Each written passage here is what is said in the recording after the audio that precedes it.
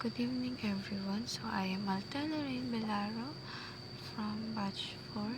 So yung topic po natin today is all about the election. Kung sabi ni Pastor Russell sa title na kung kontrolado ba ng Diyos yung election. So diniscuss ni Pastor Russell na mayroong dalawang bagay yan.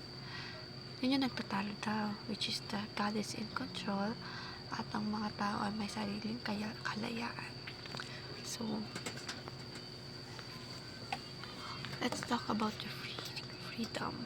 So, yun yung isang, kung sa mga hindi pa nakakaalam, yun yung regalo ng Panginoon sa atin, which is magkakaroon tayo ng freedom or kalayaan natin bilang tao.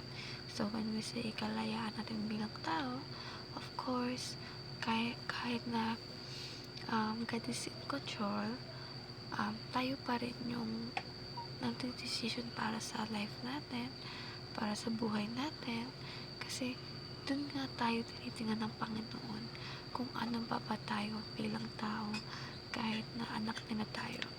So, tayo yung gumagawa ng sariling buhay natin or sariling nating decision in life, na which is magkakaroon ng reflection sa sarili nating imahe bilang anak ng Panginoon at bilang tao.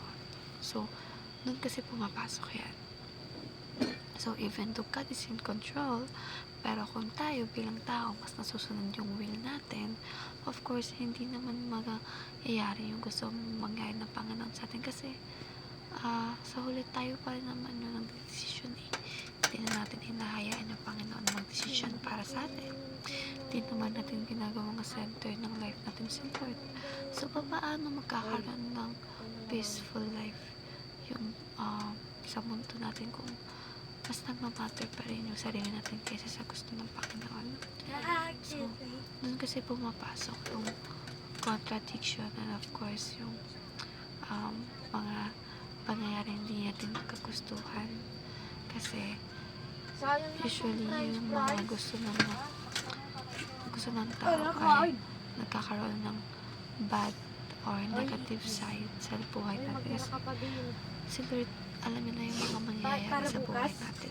Alam niya na yung dapat na gawin natin. Alam niya na yung dapat na sundin natin. Pero tayo bilang tao, meron tayong sariling will.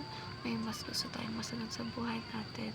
Kaya parang nagkakaroon na imbis na pagkatuloy natin sa buhay, lumiliko tayo. So, doon na pumapasok yung freedom natin. At doon na papasok yung relasyon natin sa Panginoon. At doon na rin papasok yung reflection natin bilang imahe ng pagiging tao at anak ng Panginoon.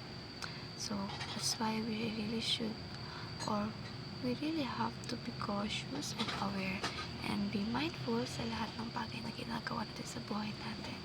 Even we're just a student, hindi naman lahat ng bagay is kaya nating pagsisihan sa uli. Kasi may mga bagay na pagsisihan natin sa uli, tapos makukuha ulit natin or like matutula sa patawad. Pero most likely, halos lahat ng yun ay hindi na natin mababalik sa dati. So, kung ayaw natin pagsisihan, huwag iwasan natin gawin or huwag natin gawin at the first place. So, ayun nga. At na maintindihan natin na lahat na nangyayari sa buhay natin ngayon ay tayo yung gumagawa. Kung hindi natin hinahayaan na sulod na magiging center ng life natin. So, I hope you get the logic. So, bye everyone.